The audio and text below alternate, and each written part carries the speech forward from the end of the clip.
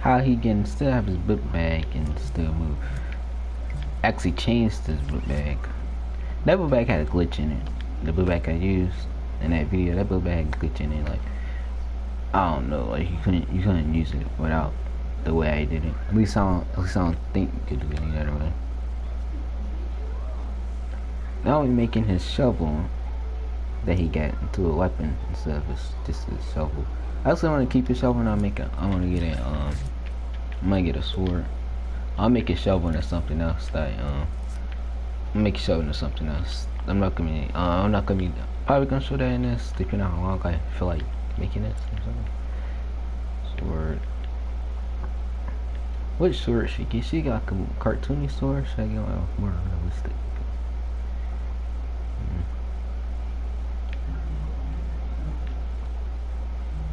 No, I should get a katana. I want him to have some little too fancy sword like this one, like a basic sword. Some like when I fully get on the game, might have different swords, but right now I'm just trying to make them so you can actually use this sword. Is this sword fancy? Sword, like, I don't know. Let's not use that sword. I like a regular basic. I might use sword the first sword I thought. That's all.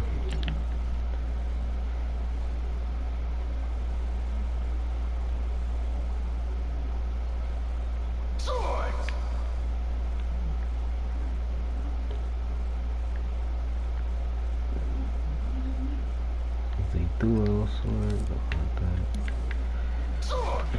without noise, ear raping. Yeah. Seems I can't find the basics, so I'm gonna take away the S. Okay, let's give him this sword, like it's nothing. Like, it's not the type of style sword I want him to have. Well, I guess he could. I'm just gonna change like that basic wood look to it. That does not.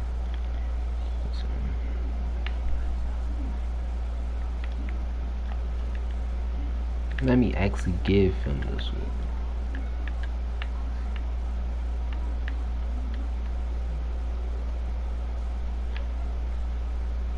Let me actually give him this one. Give him the sword. Okay, put it inside his hands. It's inside his hands, so I see like he's using it.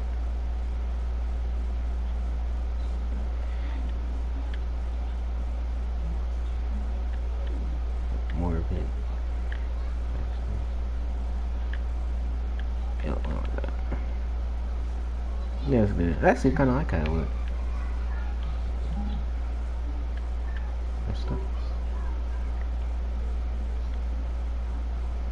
Feel it from all angles. Really good. It's kind of like it. It's on play mode. See if this actually works. Where'd the sword go? Like just disappeared.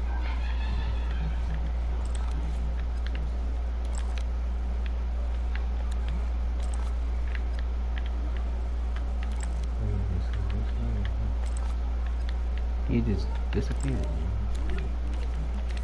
Got the sword anymore. Out there. I don't even know what percent I had it on. Wasn't like really paying attention. Let's get down. Oh yeah, I gotta zoom into this. You do this if you want to automatically group it in with his hand or something. At least this is when I was doing the tutorial, that's what they said.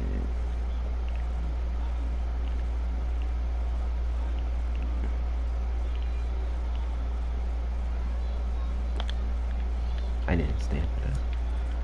It's going to play mode. We got the sword in his hand. The sword looks a little too big actually for inside his boot bag. And it's slapping him in the face as he's using it.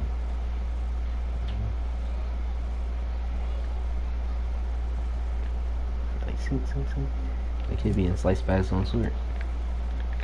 So let's go to him. Yes, changed it. Changed it. But I just use rotation. Yeah.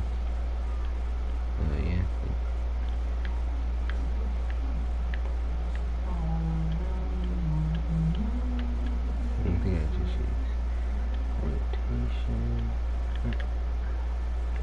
Use hold on.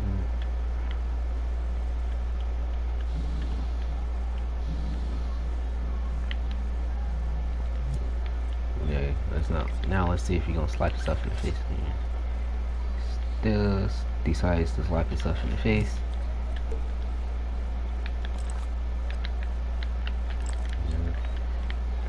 That was.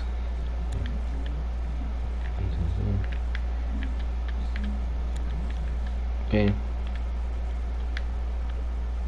Move right there. A little too far.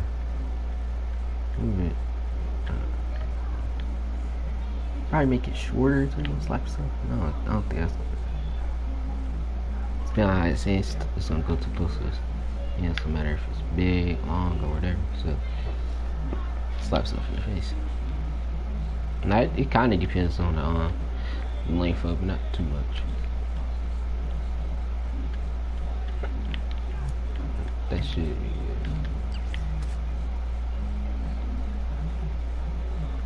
good. A slight way slapping this in the face is we're taking off a big chunk off his face.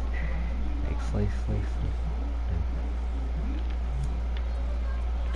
Okay, we gotta move like just a little bit. All I need is something like an inch more.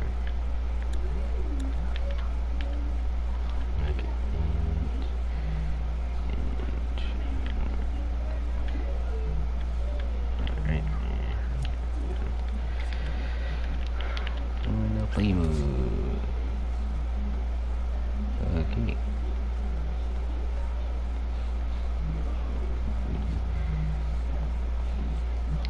Alright, who cares about that? Honestly, ain't notice. Honestly, ain't notice. I don't want him when he's standing like that. I guess you can edit his pose, like when he's talking. I guess how you change that. So should I be editing it while he's running? Should I be editing it like this?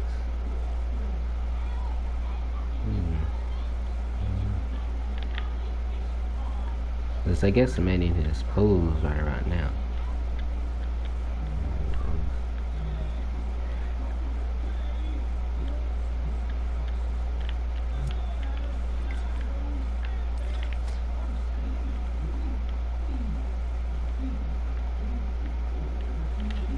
Stuck a little bit.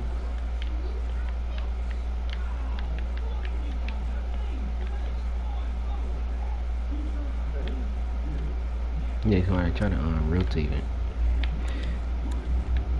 On this way I can rotate it if I'm in this move, other than that I can rotate it. That's it.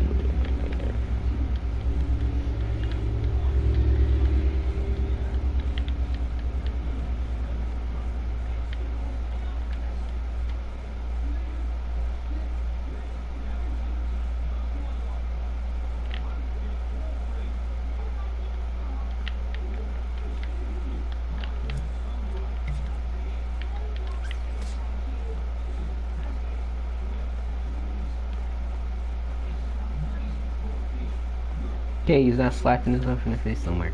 And when he's running with it straight. So good. Now all I'm gonna do is edit his pose. So when he's standing, he's not. Well, I guess that's good. It doesn't matter. I don't know. Why would you hold yourself forward when you stand on? Let's just make hack and slash, guys. Let's make him actually able to use his sword before focusing on anything else. Like, got it so you better use it. I'm gonna make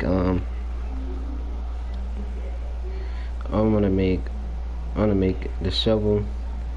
I make like shovel piles. Like, when I use the shovel, it's going to be for like when he's digging up stuff. I don't want to talk about that now. I'm going to get when he can get different stuff like money or whatever. I don't want to have him collect. Looking it up on YouTube how to do. So I don't know how to do it, and Twitch card really don't tell you how to do it too much.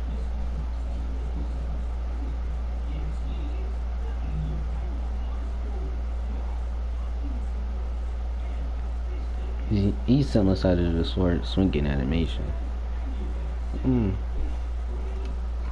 This is my long lasting. That's not really care on how this is.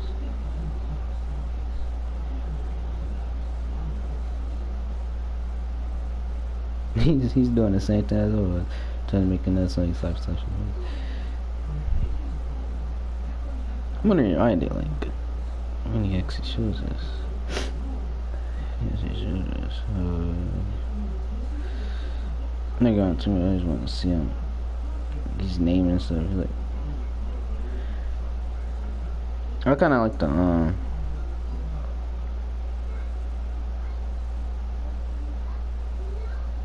I don't know why the which card didn't have comeback tutorials.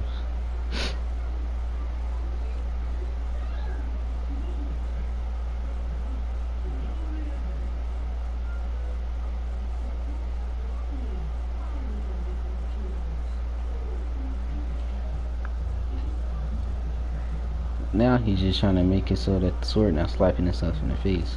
That's what he's doing now, but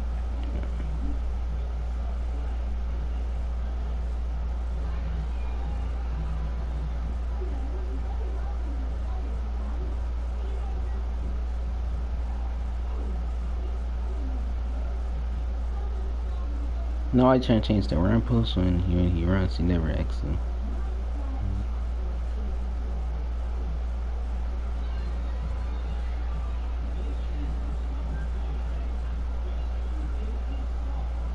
Okay, now I think he's finna get it. Might turn this.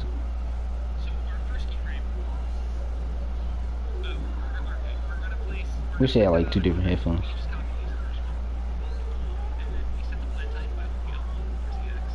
Yeah. They're using the keyframe.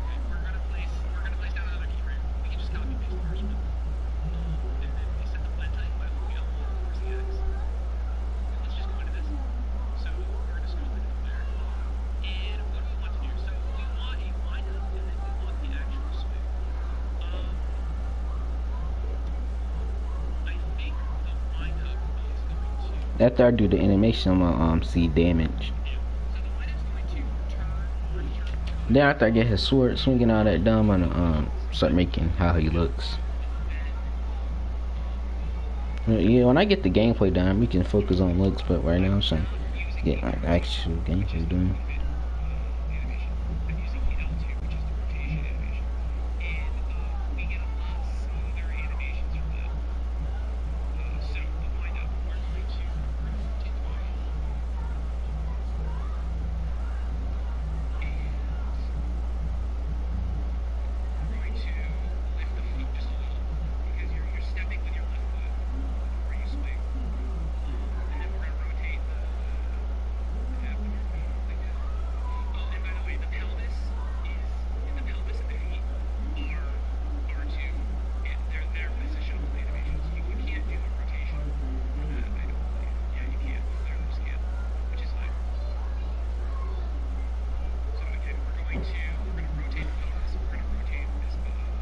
This is gonna take long.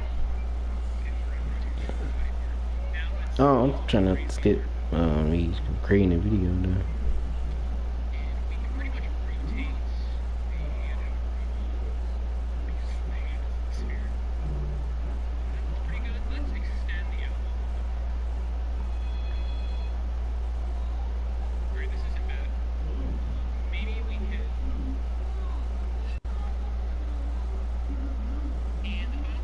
I want to see how his animation like looks. That's something I might run into them.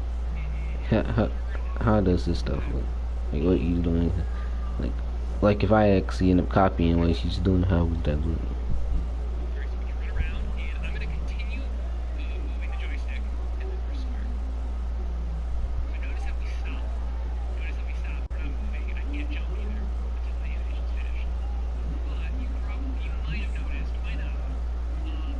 Yeah, that's good. I'm gonna try to get somebody else. I wish I could. This is the actual Dream dudes. They kind of let's see that. The actual Dream, because theirs more better. You can follow it better.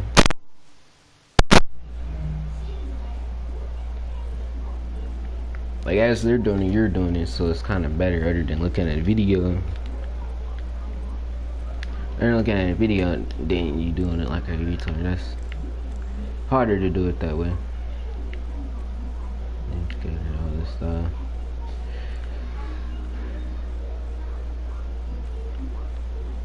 So I was getting out tutorials on Dreams Workshop and stuff like that. Controller sensor, character game. I almost finished that actually. But he also shows you how to combat, because he always using that little triangle dude, so the game he's trying to make is not gonna like the game that we want to make.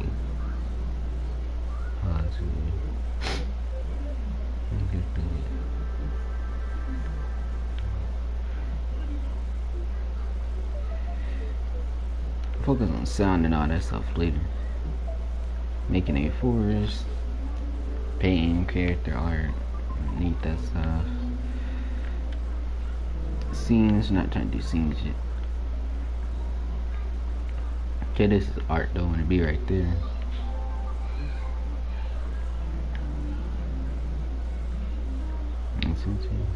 Gates. I'm try that one. I like his because you doing it with him, so it's kind of better. Like better. Deep in the logic department. It's better than what you doing.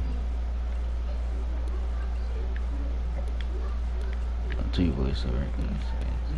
Turn this kind of. You don't really need.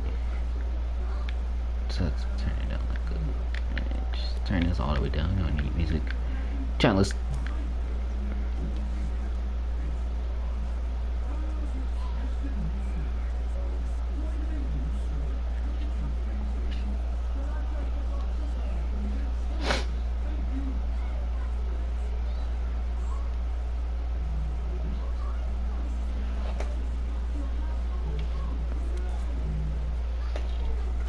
And what?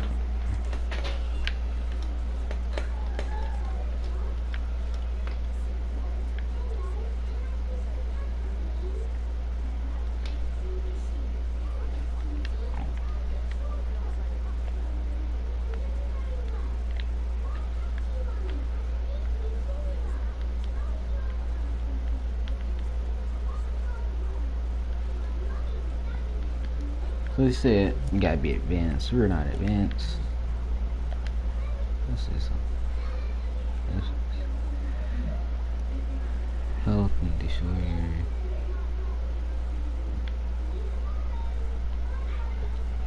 your. So I can do this. Timer clicking all this. This is gonna be long. If I actually do this, it's gonna be long. I might. If I'm gonna do this, I might actually plug my mic in after I get done with all these. I'll replug it back in. So this is gonna be this. I might have to rename my Red Dead video because this might be my longest live stream or my second long. I don't know. So this my mic and I'm gonna do it. Just you guys seeing me and all that. And I'm gonna do it talk again when I'm making my game instead of making theirs, these tutorials. I'm not backing out. I'm gonna do it. So I'm gonna see you guys when I'm making my game. Doing my.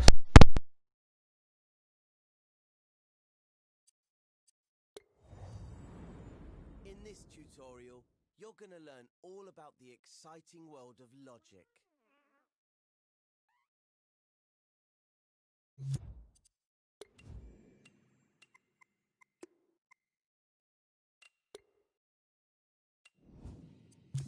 Pay no attention to Cuthbert. It's not as complicated as it sounds. I promise. Let's check out the scene. See the buttons on the platforms in front of our good friend Connie? They activate the bridges that will take her to the next platform. At least that's what they're supposed to do. To get them working, you'll need to connect them to the gadgets that control them. You can't see gadgets when you're in play mode, but they let you do all sorts of useful things in edit mode. You can tell gadgets apart by their color and icons. Green gadgets are sensors and inputs. This one is what we call a trigger zone. It's one of the more versatile gadgets. It can trigger other gadgets when it detects something in the scene. Like in this case, Connie standing on the button. Hi, Connie. If you select the gadget with X, you'll be able to see its detection zone. That's it, right there above the button. Press the circle button to deselect the trigger zone, and let's look at the next gadget. Pink gadgets are movers and outputs, meaning they make things happen in the scene. This particular gadget is a rotator, and it's connected to the first bridge. Click R3 to start time, and let's see what it does. Well, not a lot right now by the looks of it. That's because the rotator is switched off. You can tell because the gadget is dim at the moment. But if we connect these two gadgets together, we can turn the rotator on using the trigger zone. In the next step, I'll show you how.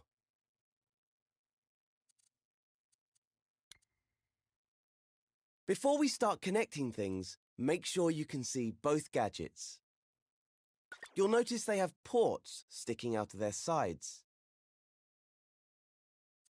Ports on the left are inputs, and the ones on the right are outputs.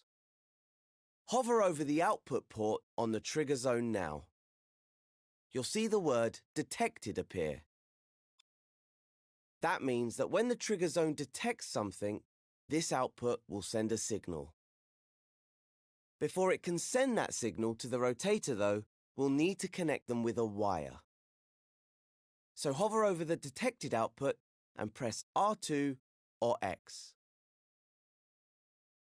You'll notice your imp is now tethered to the port by a wire. Power ports have appeared on the gadgets too. It's these ports that switch gadgets on or off. OK, drag the wire over to the rotator gadget. Now hover over the power port at the bottom, then press R2 or X. Once the gadgets are connected, the wire will disappear automatically. That way, your scene won't get cluttered. After all, you don't want wires all over the place. You can see the wire again by hovering over either gadget. OK, time to test our connection out. So let's switch over to play mode in the options menu.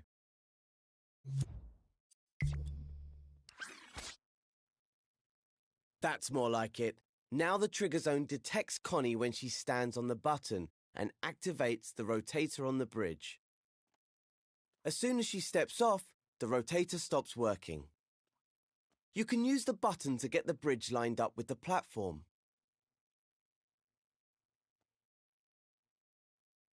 Once Connie can make it to the second platform, you can head back to edit mode and move on to the next step.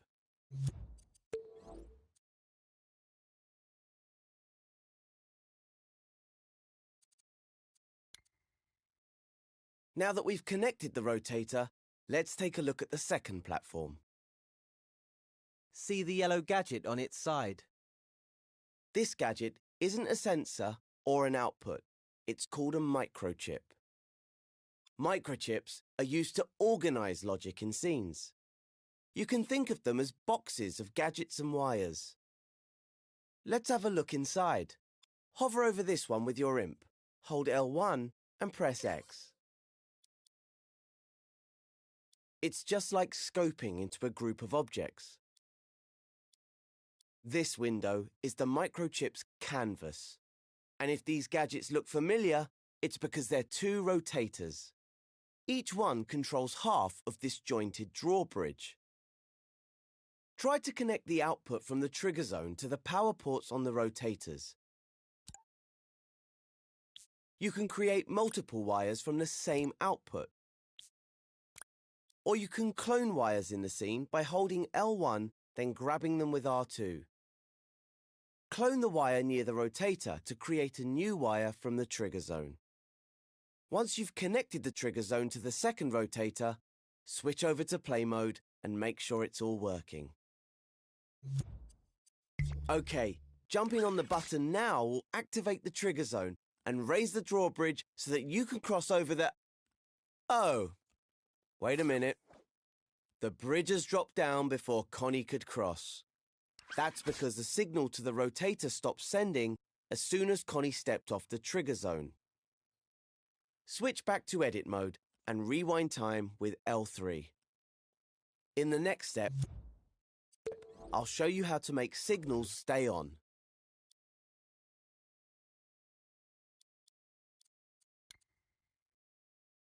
If we want the bridge to stay up, we'll need to add a gadget between the trigger zone and the rotator to keep it activated. We can do this with a counter. So let's go into the assembly menu. Press square to open it if it's closed. Select the Gadgets menu with X. You'll find the counter in the Logic and Processing section. The gadgets in this menu take an input signal and change it in some way before sending it on. Go ahead and select the counter. Its icon is a tally counter. Now you can see the gadget on your IMP. Hover over the microchip and it will snap to the canvas. Press R2 or X to stamp the counter onto the microchip, then press circle to unequip it. The counter gadget counts up or down whenever it receives a signal through its inputs. By default, it starts its count at 0 and has a target of 1. Once it reaches that target, it sends a constant signal through its counter-full output port. Before we connect it though, let's tidy up the wires connecting the trigger zone to the rotators. Just hover over them and press triangle to delete them. Now press R2 or X over the detected output of the trigger zone to create a new wire. Connect it to the increase count input port on the counter. That's the port with the plus sign icon. Now when the trigger zone is activated, the counter will go up to 1. And, this is the important part, it will stay at 1 even after the trigger zone deactivates. Now hover over the counter-full output port of the counter. This port sends a signal when the counter reaches its target. Create a wire with R2 or X and connect it to one of the rotator's power ports. Then do the same for the other one. Time to switch to play mode and try out our new connections.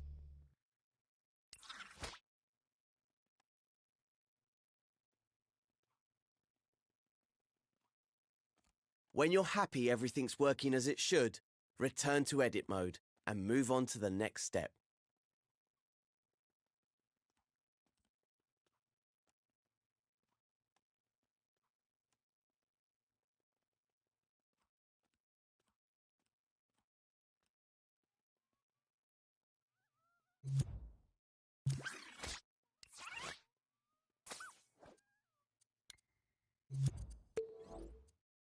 Just one more bridge for Connie to cross. As you can see, we have another microchip on the platform, so let's open it up. Hover over it with your IMP, hold L1 and press X. Okay, looks like we have everything we need here. But Connie's an adventurer, so how about we make this last bridge more challenging? Adding a timer to the logic should get the adrenaline going. Once Connie activates the button, She'll only have a few seconds to cross before the bridge drops back down. Let's head back to the assembly menu. If it isn't already open, press square. Then go into the Gadgets section. You'll find the timer in the same place as the counter, the Logic and Processing section. Its button has a clock face on it.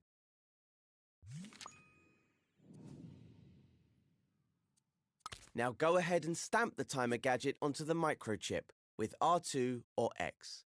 Then unequip it from your IMP with the circle button. Now let's take a closer look at the timer's inputs and outputs. You can see their names by hovering over the ports. The first input is a start timer port. Once this receives a signal, it will start the clock. The second one is reset timer, which sets the time back to 0. Over on the output side, we have timer finished and timer output. Timer finished sends a signal when the timer reaches the required number. It's set to 5 seconds by default.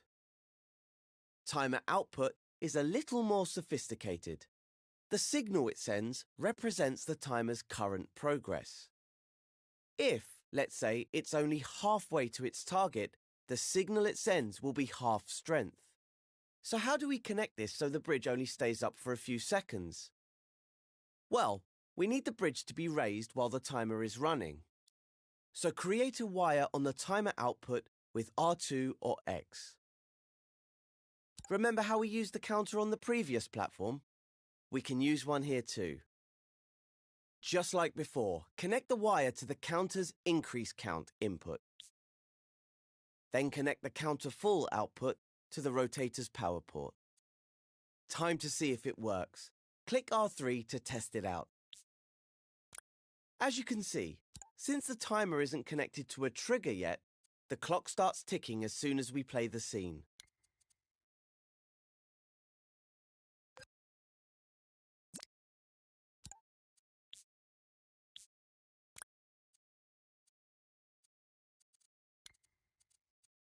The bridge goes up, but doesn't drop down when the timer finishes.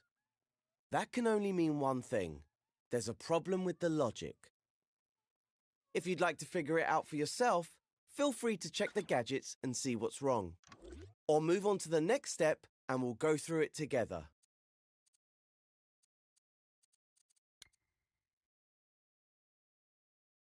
So let's take a look at why the bridge stayed up after the timer finished instead of going back.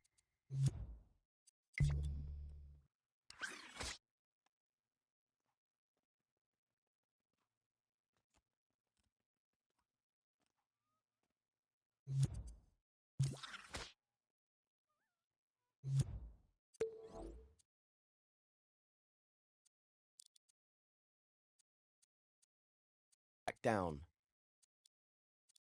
Remember how we used the counter earlier to remember the signal from the trigger zone? Well, now it's remembering the signal from the timer, so we need to make it forget that once the timer finishes. Let's go over to the counter gadget. Hover over the inputs to see their names. This one here is reset count. It'll put the counter back to 0, which will turn off the rotator. So all we need to do is connect it to the timer, but to which output? Aha! There we go. We can use the timer finished output. Hover over it and create a wire with R2 or X. Then stretch the wire over to the counter and connect it to the reset count input. But we also need to reset the timer, otherwise the logic will only work once. So let's get another wire from the timer finished output and connect this one to the reset timer input. You'll recognize it by the rewind symbol on it. All we have left to do is to connect the trigger zone to the start timer port so Connie can activate it. Okay, that was a lot of connections. So before we test it out, let's go over the logic we've made. First, Connie activates the trigger zone, which sends a signal to start the timer. Once the clock starts running, the timer output becomes active. This tells the counter to count up. That then turns on the rotator and raises the bridge. Now this is where the really clever stuff kicks in. After 5 seconds, the timer finishes its count, which activates the timer finished output. This in turn resets the counter to 0, cutting the signal to the rotators and lowering the bridge. And let's not forget, it also resets the timer, so the logic could be triggered again if Connie didn't cross the bridge the first time. Isn't logic exhilarating? Take your time digesting all that. Logic is easier to read if you route your wires neatly. Grab wires with X to change their paths.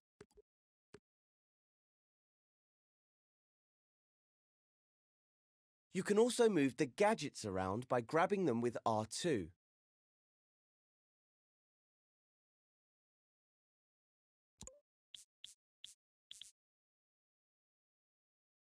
Feel free to test it out in play mode, but don't leave the scene just yet. I have one more thing to show you.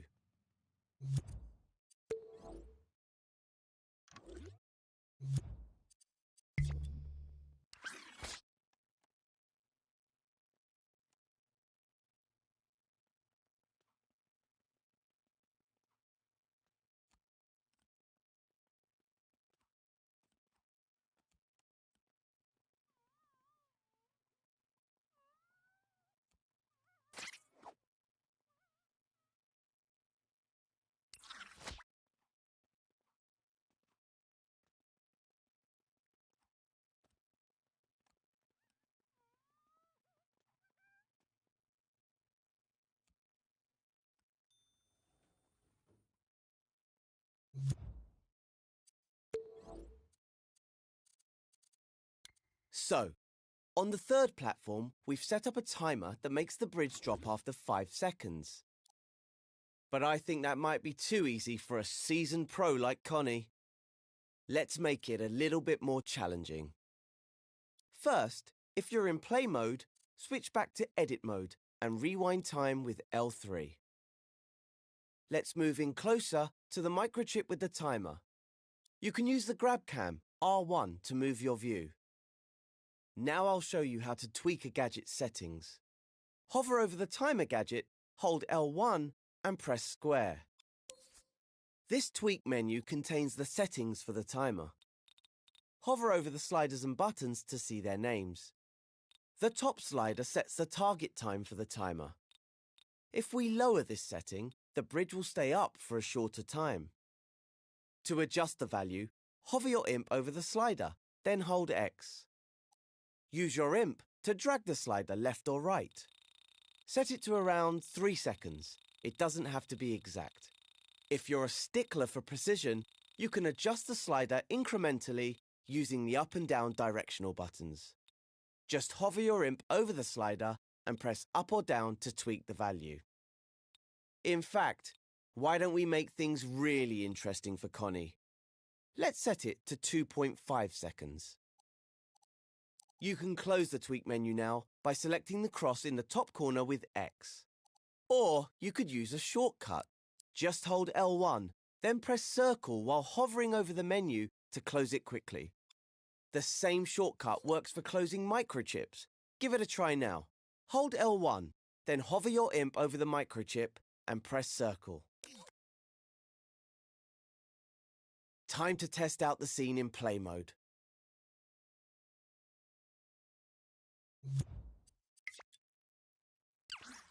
If you have any problems crossing that last bridge, you can always tweak the timer again in edit mode.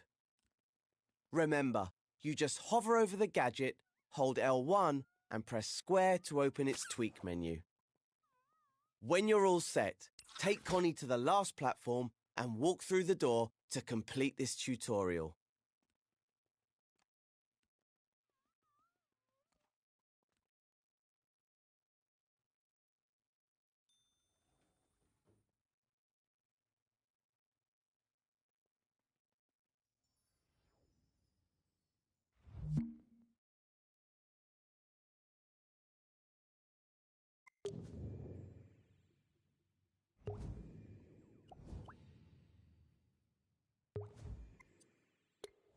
In this tutorial, you'll use logic to make health go up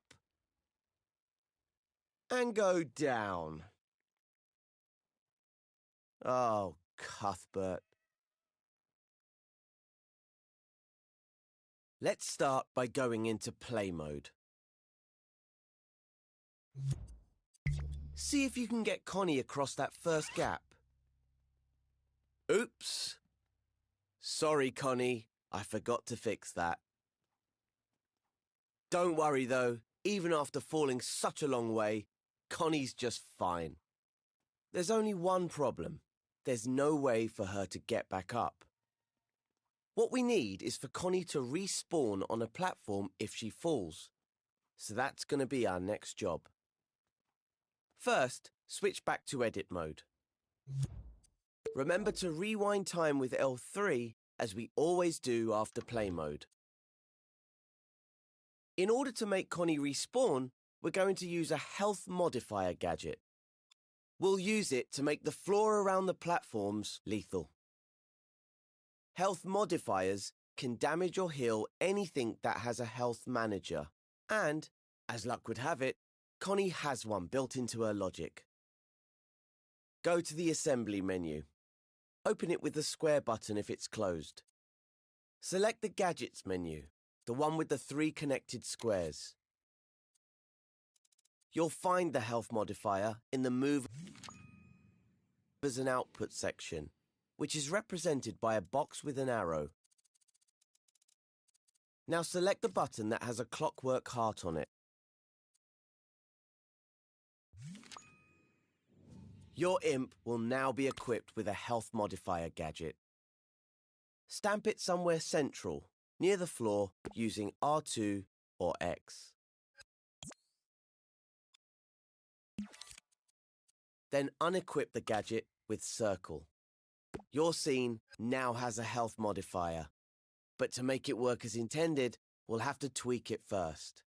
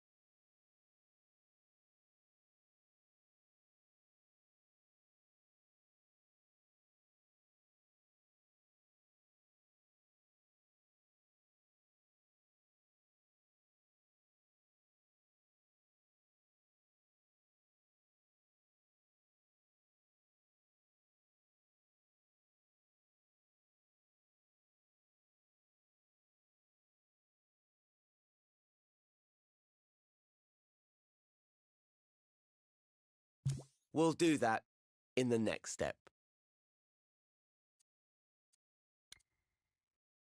Let's go ahead and open the Health Modifiers Tweak menu. Hover over it, hold L1 and press square. Here you can set the options for how the health modifier works. That includes how much health is modified, which is shown in the first slider. Right now, it's set to -100. This means it will take 100 health points away from anything it affects. Just enough to make Connie respawn. The modifier mode is set to per hit, so 100 health points will be taken away when anything touches it. But since we want the area around the platforms to be lethal, we need to set the modifier type to Zone. Select the Zone icon with X now. Then go to the Zone Properties tab so we can change its size and shape. The icon is at the top of the menu and looks like a box in a zone. Look for the Zone Shape section of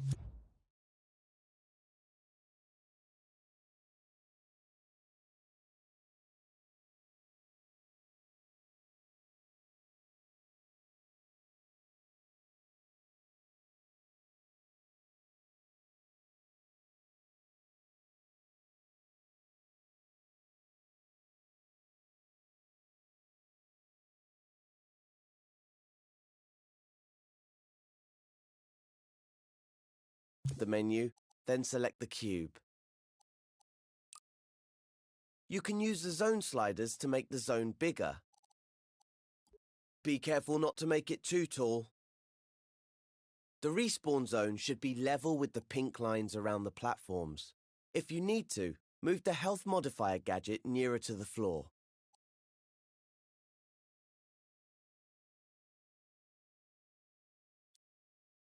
When you hover over the edges of the zone, you'll see white arrow gizmos appear. Grabbing these with R2 will let you change the size of the zone. Using those, you can make sure the area around the platforms is covered. Now let's test it in play mode and see what happens.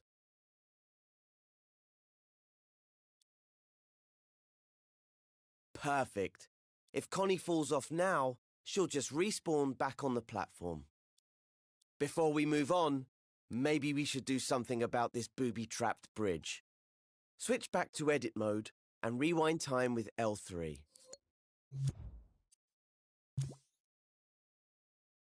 There. See what's causing it? It's that trigger zone. When Connie activates it, the bridge collapses and there's no way across. If you've finished the first logic tutorial, you'll know that the counter is being used to remember the trigger zone has been activated. If you follow the wires, you'll see there's one connected to each block. These red dots on the blocks are not gadgets. They show that a wire is connected to a setting in the block's tweak menu. Explore the logic for yourself. Or, if you want to move on and get Connie on her way, just delete the trigger zone by pressing triangle over it. That'll prevent any of the logic from activating. Then, once Connie can safely make it to the second platform, move on to the next step.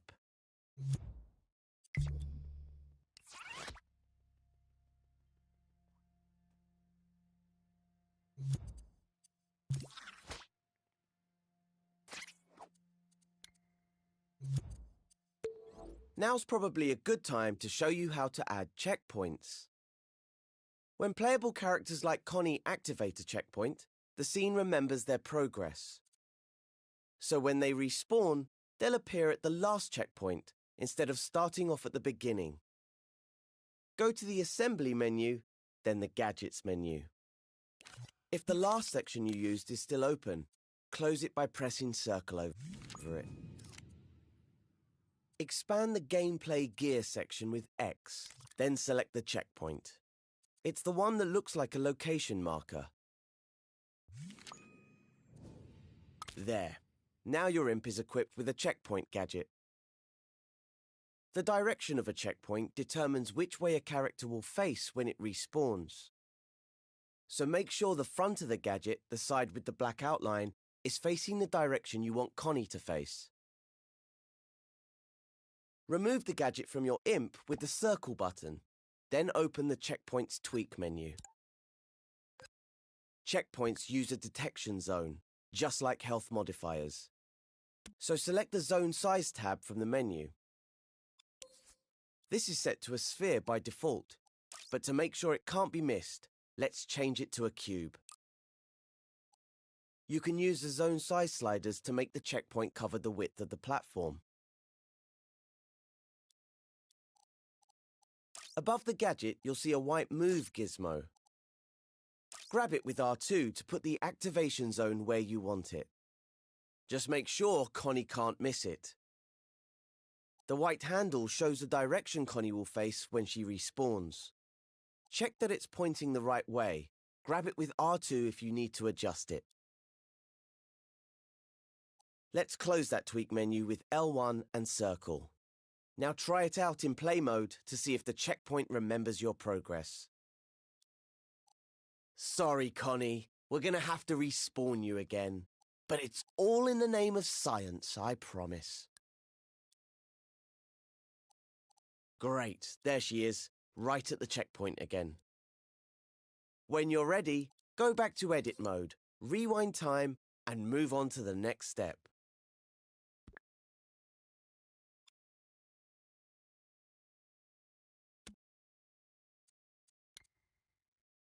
This next bridge looks a bit too hot to walk on. But Connie's a tough explorer, and she's always ready for danger, so let's give it a go.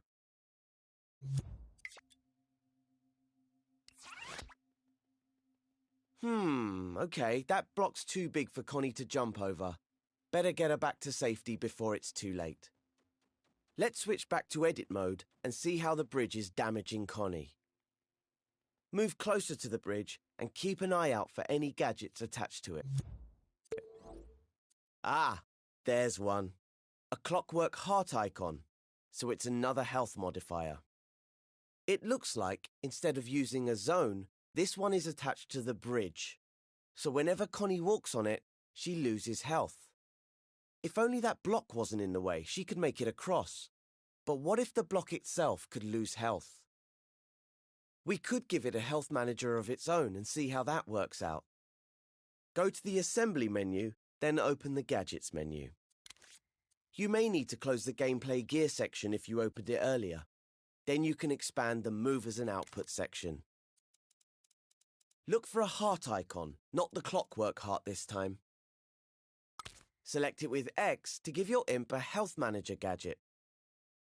Stamp one near the block with R2 or X, then press circle to unequip it from your imp. To make the health manager affect the block, we'll need to attach it. The easiest way to attach gadgets to objects is to use what we call Surface Snap. Grab the health manager with R2 and hold it over the block. All you have to do to activate Surface Snap is hold L1 while your imp holds the gadget. This makes it hug the surface of any object you hover over. Now release R2 to attach the gadget to the block. You can also let go of L1 to stop using Surface Snap. In the next step, I'll show you how to tweak this health manager.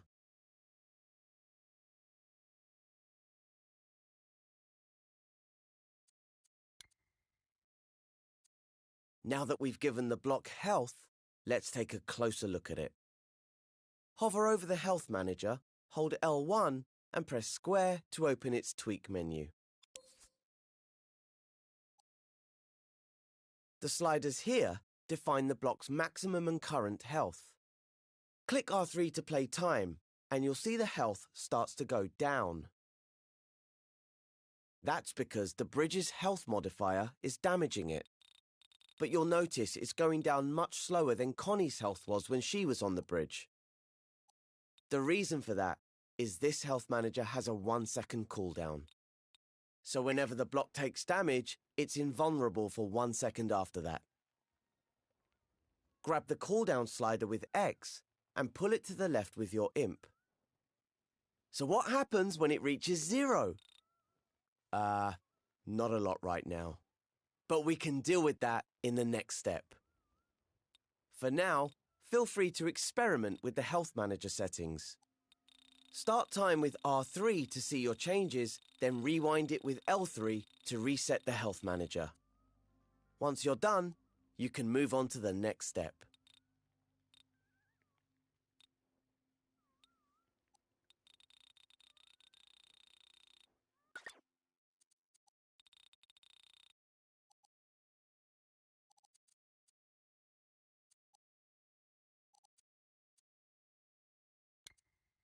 An object doesn't automatically get destroyed when it runs out of health. so we need to do a bit more work before we can get rid of that block. Let's take a closer look at its health manager. If its tweak menu is still open, close that first with L1 and circle. See the output ports on its right edge. Hover over the one at the bottom, the one that has a heart with a cross over it. This is the no health output, which sends a signal when the health manager is depleted. It can be used to trigger any number of things, but right now, we're going to use it to destroy the block. Go to the assembly menu and take a look in the gadgets section. It may still be open from earlier when you selected the health manager. Look for a skull icon on a button in the movers and output section and select it with X. This is the destroyer gadget. It destroys whatever it's attached to. To attach it to the block, we can use Surface Snap. So hover the destroyer over the block, hold L1 to make it Surface Snap, and press R2 or X to stamp it. Now you can unequip the destroyer gadget with Circle. OK, before we connect it up, let's just see if it works by clicking R3. Oh, it works all right. When time is running, the destroyer activates and destroys the block. Rewind time with L3 to bring it back. We don't want the destroyer to activate until the block's health has run out.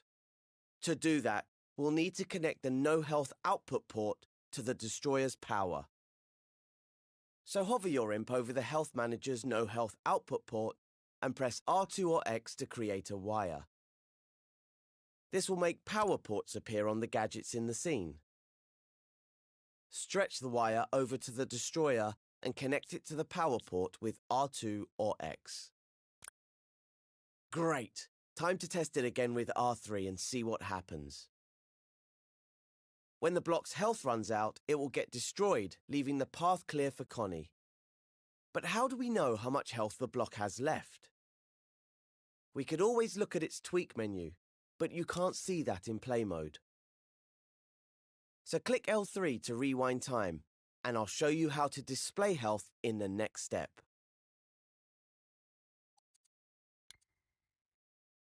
If the Health Manager's tweak menu isn't open already, open it now with L1 and square. When you hover over the menu sliders and buttons, you'll see ports popping out of the side. These work just like the ones on the outside of the gadget, but there are a lot more of them. And you might also have noticed that there's another gadget stamped on the side of the block. That's a number displayer. If we connect a wire from the current health output to the number displayer's input port, we'll be able to see the block's health count down in play mode. So let's go ahead and do that. Hover over the current health slider's output port. Then press R2 or X to create a wire and stretch it to the number displayer. Once you've connected it to its input with R2 or X, you can switch over to play mode and test out the whole scene so far. Excellent. Now we can see the block taking damage until it's destroyed. Once you can get Connie to the next platform, switch back to edit mode and move on to the next step.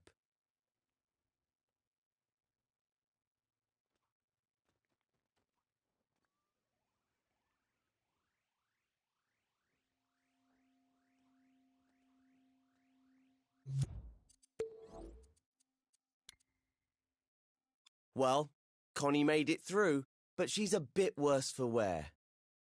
The burn effect you see on her is triggered by the current health output from her health manager. It gives you a visual cue of her health. The more singed she gets, the less health she has. I'm not sure poor Connie has enough health left to make...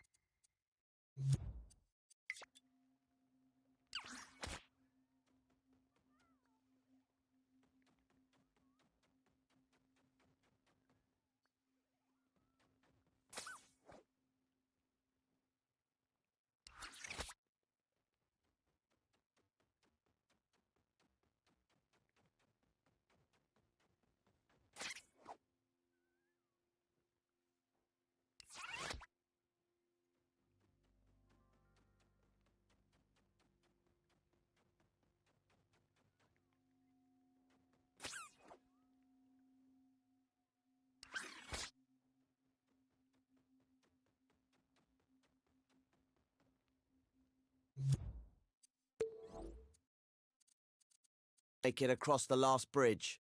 What she needs is a bit of healing, so let's create a healing zone where she can recharge. This green pad looks like a good place to recover. We can turn it into a healing zone by placing a health modifier on it, using Surface Snap. You've used Surface Snap before, so this should be no problem. Go to the Assembly menu and select a health modifier from the Movers and Output menu. It's the one with the clockwork heart on it, remember? Now activate Surface Snap by holding L1. Then attach the health modifier to the green pad. Now you can unequip the gadget with the circle button and open the modifier's tweak menu. We need to change it so it heals Connie. The health modifier is set to -100 by default, which won't do Connie any good. She has 100 health to start with, so that will take it all away and make her respawn. Grab the slider with X, drag it right, and set it to +20.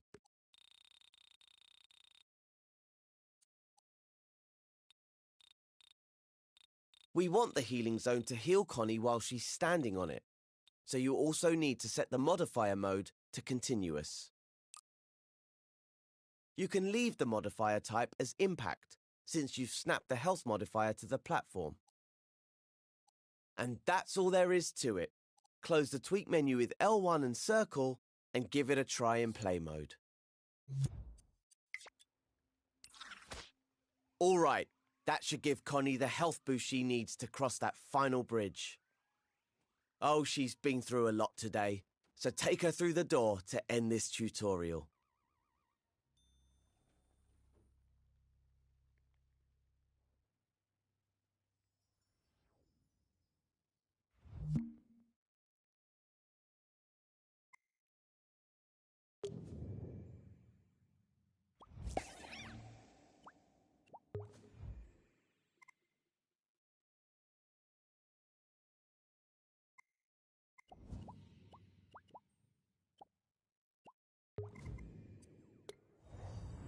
For this logic tutorial, I've created a jumping challenge for Connie and Cuthbert. Looks like Cuthbert's feeling confident. Oof! Better luck next time, Cuthbert. Let's see how Connie gets on. When Connie jumps on a platform, she'll only have a few seconds to get to the next one before it disappears.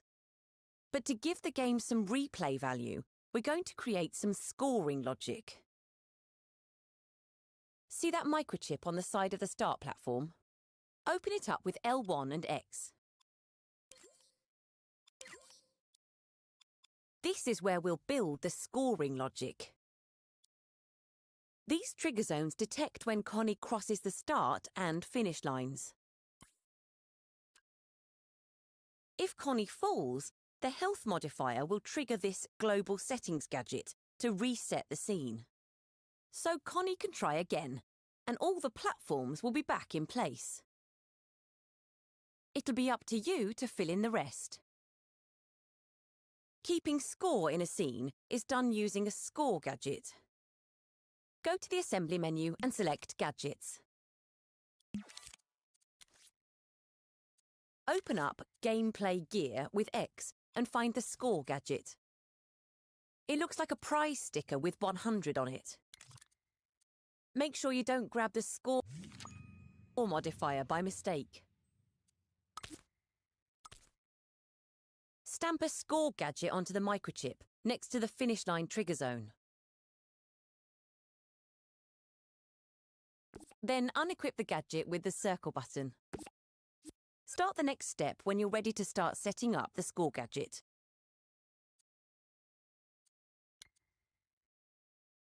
Let's take a look at the score's tweak menu. Open it up with L1 and square. It's a pretty simple gadget. You can rename the gadget by selecting the name at the top. This is really important if you have more than one score in the scene, but we can leave this score with its default name. At the bottom of the tweak menu, find the button with the score icon on it. Hover over it and you'll see it's called Post Score. When this button receives a signal, it will post the current score. But post it where? Well, if your scene is placed in a dream, the score will be displayed on the scoreboard for that dream. The score for this scene should be posted when Connie crosses the finish line. So let's use the finish line trigger zone to activate it. Create a wire from the detected output port of the finish line trigger zone with R2 or X. Extend it over to the Score Tweak menu, then connect it to the input of the Post Score button. Now when Connie crosses the finish line, the current score will be posted. Close the Tweak menu with L1 and the circle button. This score gadget is all set. In the next step, I'll show you how you can display the score on screen.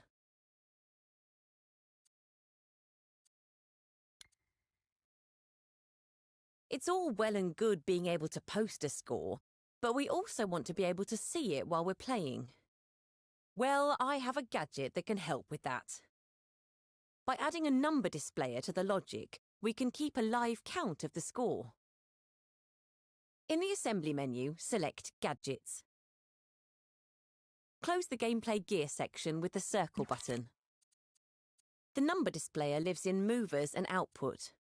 Its icon is a screen with some numbers on it. Select it with X. In Dreams, logic flows from left to right. So stamp a number displayer to the right of the score gadget. Then unequip it with Circle. If you hover your imp over a number displayer gadget, a number appears on the screen.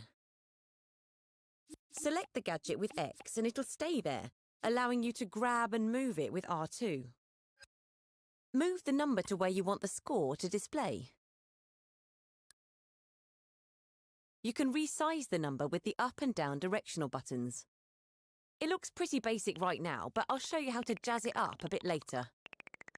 First, let's hook it up to the score. Open the Score Tweak menu with L1 and the square button. Find the button called Current Score, then create a wire from its output port.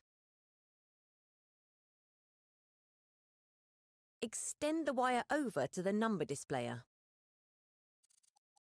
On the left edge, there's a port called Number Range. When you plug a wire into this port, its signal will be displayed as a number. And it still says 0. Well, we haven't added anything to the score yet. But you can test that it's working by increasing the initial score slider in the Tweak menu. Check that it's working, then set the initial score back to 0. Now close the Score Tweak menu. In the next step, we'll make the number displayer look a bit fancier.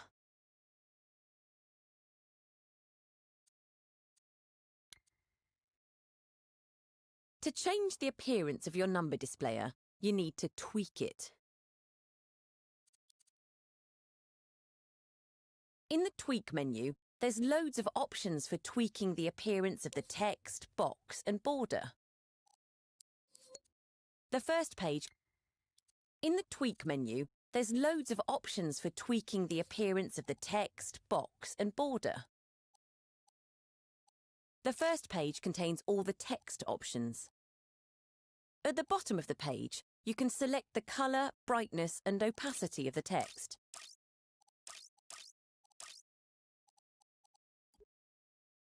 You can also choose a different font for the number.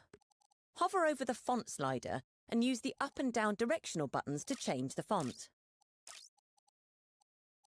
On the other pages, you can tweak the appearance of the text box and border. There's lots of options to experiment with, but I'm actually going to turn off the box, border, and shadow.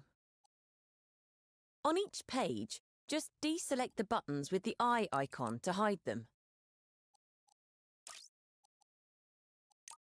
The Tweak menu also has a page for aligning the text. Using these buttons, you can get your text perfectly aligned. I'm putting my score in the middle, at the top.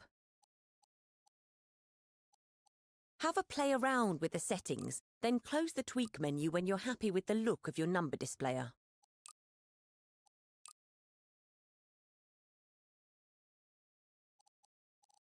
We've now got a snazzy-looking score display. In the next step, I'll show you how you can add to the score.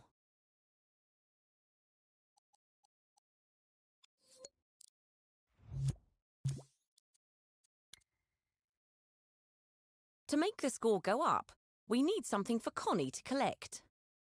A prize bubble should do the trick. Prize bubbles are ready-made collectibles you can use in your scenes. Fly over to the first floating platform.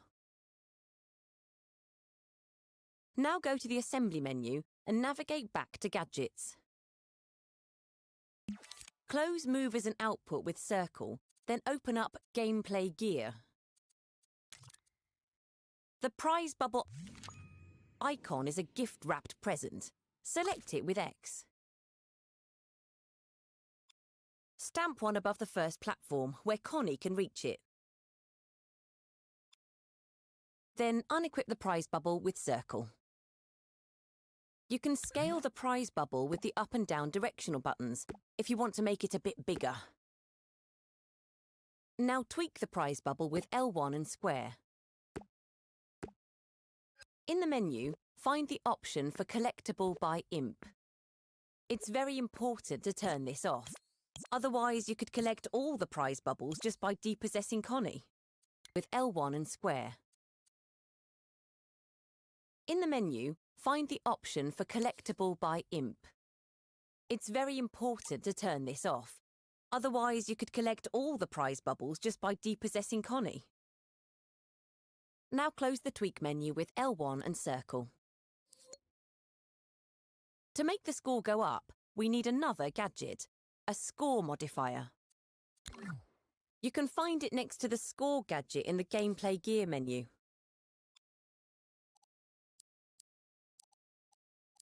Select it with X, then stamp one next to the prize bubble.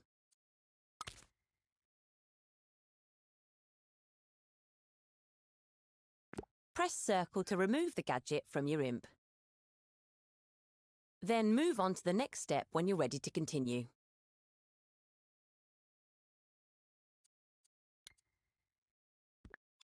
Right, let's take a closer look at the score modifier.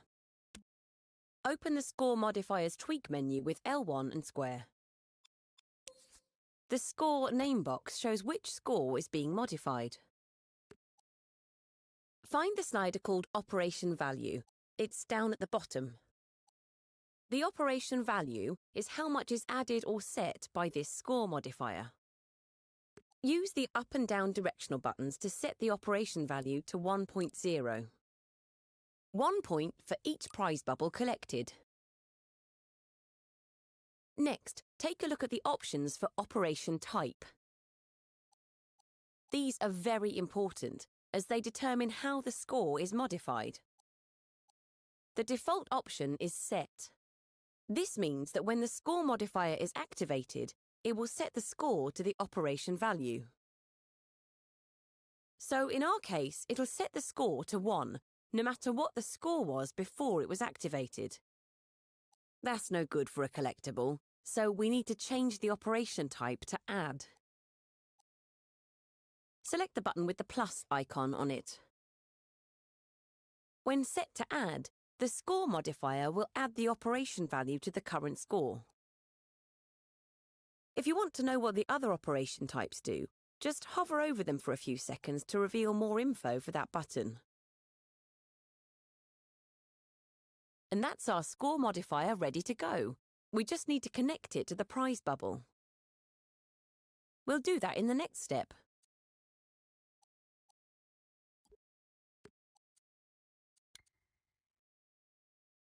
For this next bit, we'll need the tweak menus for the score modifier and the prize bubble. So make sure you've got them both open. Put the prize bubble tweak menu on the left of the screen and the score modifier on the right. In the prize bubble tweak menu, find the button called Just Collected. Its icon is a tick. Create a wire from the Just Collected output port. Extend the wire over to the score modifier and connect it to its power port. Now when this prize bubble... For this next bit, we'll need the tweak menus for the score modifier and the prize bubble. So make sure you've got them both open. Put the prize bubble tweak menu on the left of the screen and the score modifier on the right. In the prize bubble tweak menu, find the button called Just Collected. Its icon is a tick. Create a wire from the Just Collected output port. Extend the wire over to the score modifier and connect it to its power port. Now when this prize bubble is collected, the score modifier will activate and 1 point will be added to the score. Don't take my word for it though. A good dream shaper always tests their work. But we'll need more than one collectible set up to test it properly. Now that we've set up one prize bubble and score modifier, we can clone them onto other platforms. Close both tweak menus, then select the gadgets with X. Now group them by selecting the button in the context menu. Now you can clone the collectible with L1 and R2. Don't make too many just yet, just a few to test their working. Once you've got a few collectibles, switch over to play mode and test the logic so far.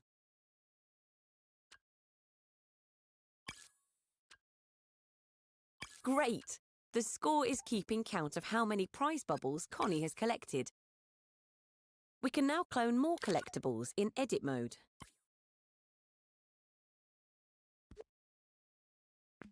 If your score isn't increasing, check the clone work. But we'll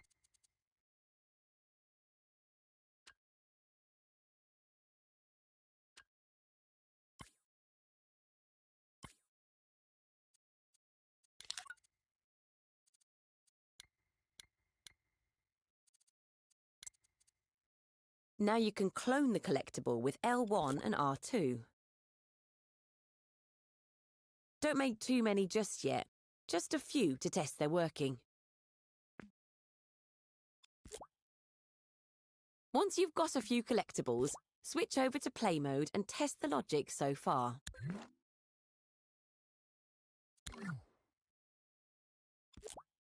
Great! The score is keeping count of how many prize bubbles Connie has collected. We can now clone more collectibles in edit mode.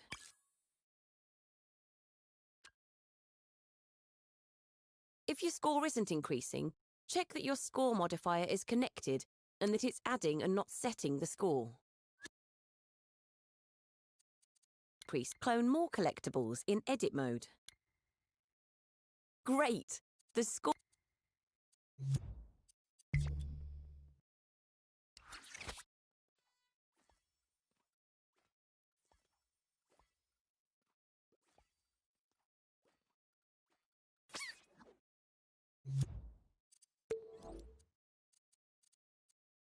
is keeping count of how many prize bubbles Connie has collected. We can now clone more collectibles in edit mode.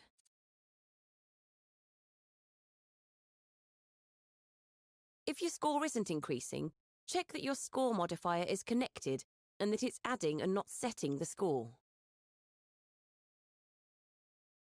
When you've finished adding collectibles, move on to the next step.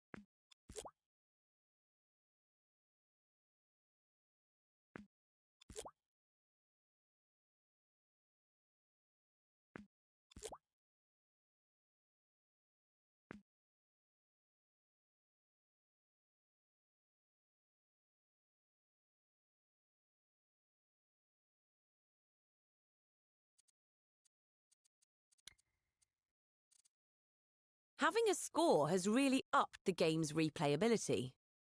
But collecting objects isn't the only way to use a score. With the right logic, we could use a score gadget to record fastest times. If you've closed the Score Logic microchip, open it up again with L1 and X. First, we'll need a new score, so grab one from the Gameplay Gear menu. Stamp it down underneath the first score gadget. To differentiate them, we need to rename this score. Open its tweak menu, then select the title to rename it. I'm calling mine Time.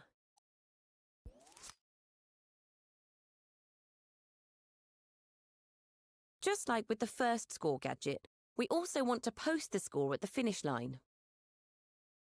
So connect the detected output of the finish line to the post score input.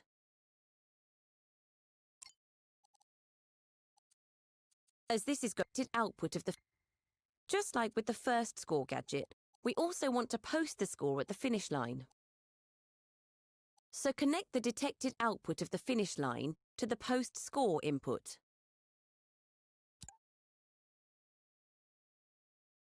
As this is going to record time, we also need to tweak the default scoreboard settings. They can be found on the second page of the menu. First, change the score unit to time. We also need to change the scoreboard order. When ranking times, the lowest scores should be at the top. So select the option for lower, then move the tweak menu to one side. To see the time on screen, we'll need another number displayer. But there's no need to set up a new one from scratch, just clone the one we made earlier. That way the appearance will match. Clone the number displayer with L1 and R2. Place it next to the time score gadget. To display time, we need to connect the current score to the number displayer input, just like we did before. In the Score Tweak menu, create a wire from the current score output port. Connect the wire to the number range input on the number displayer. Once that's hooked up, you can close the tweak menu of the score and open up the tweak menu for the cloned number displayer. As this number displayer is showing time, we need to tweak it slightly. In display format, select the clock icon to display time. The option Show Milliseconds is now selectable. Turn it on to make the time display even more precise. Use the options on the alignment page of the tweak menu to set the position of the number displayer. The collectible count is in the middle, so how about at the top, on the right? Select the score number displayer with X if you want to preview them on screen together. Looks good. In the next step, we'll create some logic to record the time.